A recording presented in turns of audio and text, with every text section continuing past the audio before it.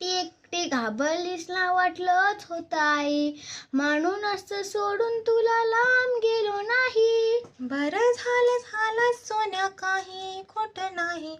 कुशीत नसतं पिल्लू तेव्हा घाबरतेच रे आई. विचारांनी साऱ्या कसं गलबलायला होतं.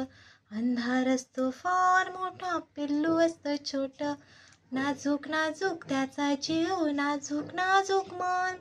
कोळी का सोसेल कसे भविष्याचे घन. लहान आहेस तोवर निदान कुशीत घेता येईल.